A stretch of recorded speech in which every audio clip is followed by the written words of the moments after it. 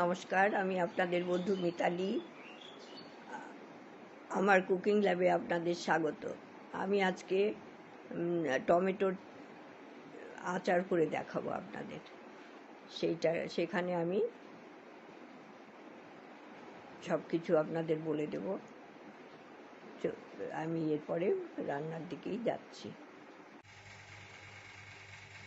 টমেটোর আচারের জন্য লাগবে এরকম করে টমেটো ফালি ফালি করে কেটে রেখেছি, রসুন লাগবে কিছুটা, আর মশলা লাগবে যখন দিয়ে দেবো দেখাবো।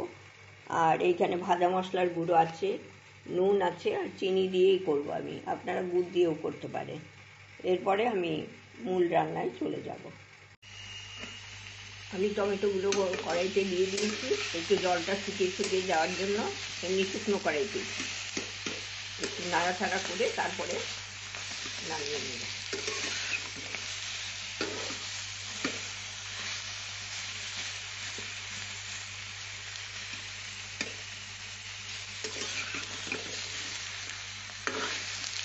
এর মধ্যে যাতে একটু দেখবেন এই যে জল না থাকে, একদম জল দেওয়া চলবে না, তাহলে আচার নষ্ট হয়ে যাবে।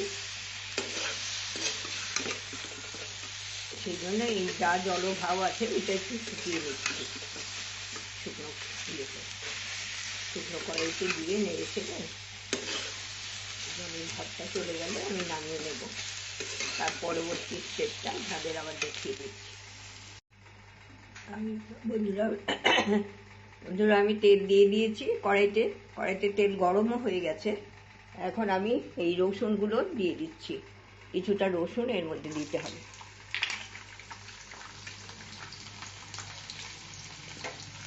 রসুন দিয়ে এই যে নাড়ছি।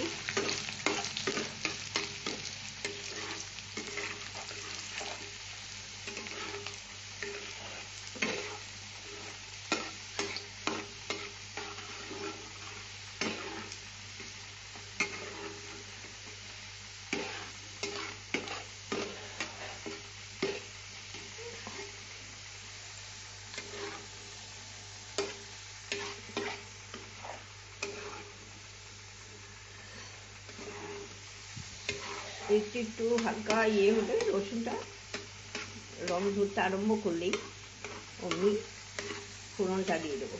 এই যে ফোড়নে আছে 5 ফোড়ন, 2টো শুকনো লঙ্কা আর একটু দারচিনি।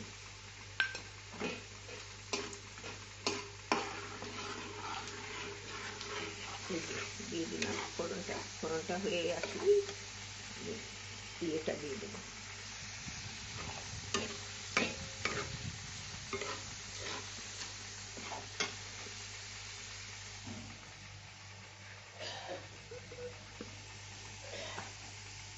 আমি এই টমেটোটা দিয়ে দিচ্ছি।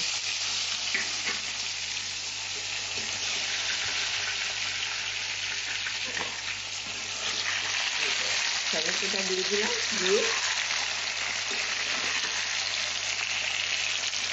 নেড়ে ছেড়ে কিছু ভালো মতো নাড়তে হবে। এখনই আমি এটা নুন দিয়ে দেবো না, তাহলে গলে যাবে। একটু আচার তো একটু গোটা গোটা থাকলে খানিকটা গলা গলা হবে, খানিকটা গোটা গোটা এরকম হলে ভালো লাগবে। সেই জন্য নুনটা আমি পরে দেবো।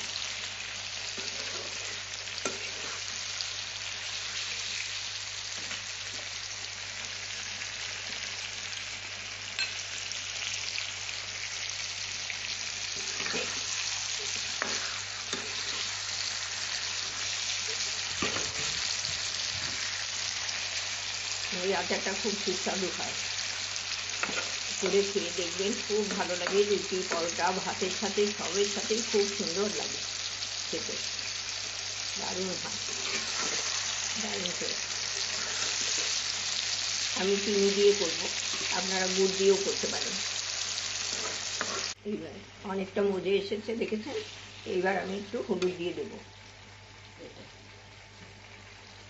হলুদ গুঁড়ো দিয়ে দিলাম, আর একটু হলুদ গুঁড়ো দিয়ে একটু নেড়ে নিই।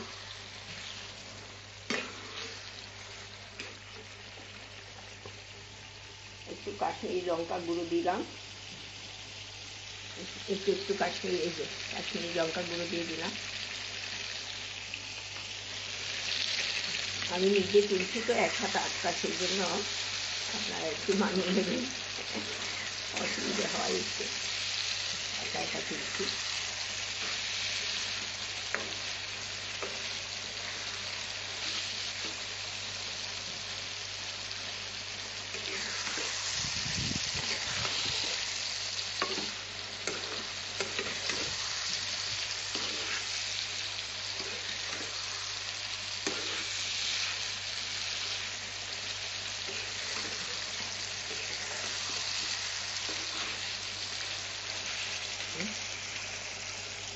এবার অনেক তেল ভাসা হয়ে গেছে।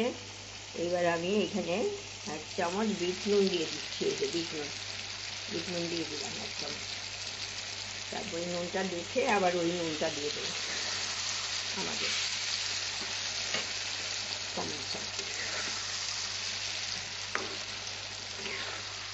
কতটা ছিল এখন মধ্যে কতটুকু হয়ে গেল।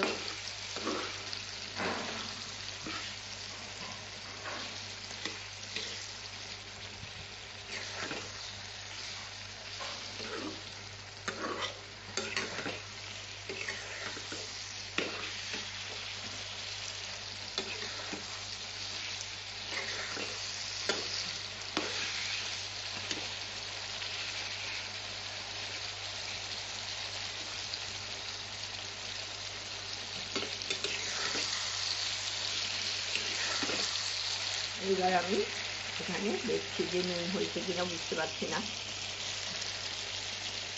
আর একটুখানি দিয়ে দিই, ভিনেগার পড়বে তো। আর এইবার চিনিটা দিয়ে দেবো, ওই যে চিনিটা দিলাম, আপনারা গুড় দিয়ে করতে পারেন, আমি চিনি দিয়ে করছি।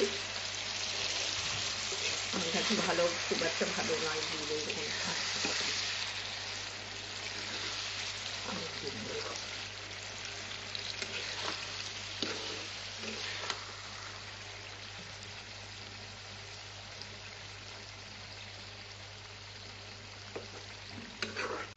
এই যে দেখুন হয়ে এসছে, চিনিও তো গলে টলে গেছে।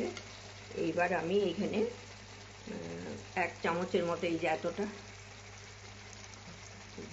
1 চামচের মতো জিরে ভাজা গুঁড়ো দিয়ে দিলাম। জিরে ভাজা গুঁড়ো দিয়ে মিশিয়ে ভালো করে মিশিয়ে নেব।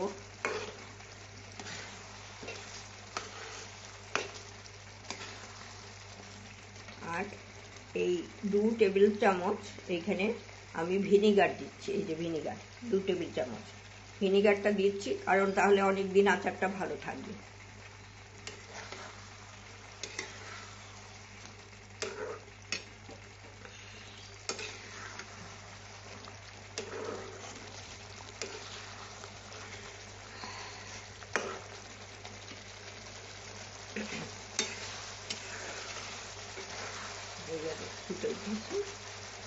তেল ভাসা হয়ে গেছে, দেখেছি, এই যে তেল ছেড়ে দিয়েছে, হয়ে গেছে। আমি গ্যাসটা অফ করে দিচ্ছি, তারপরে আপনাদের কাছে সার্ভ করব। হ্যাঁ, আমি আচারটা আপনাদের সামনে নিয়ে এসেছি, দেখুন কি সুন্দর কালারটা এসেছে, আর টেস্টটাও খুব ভালো হয়।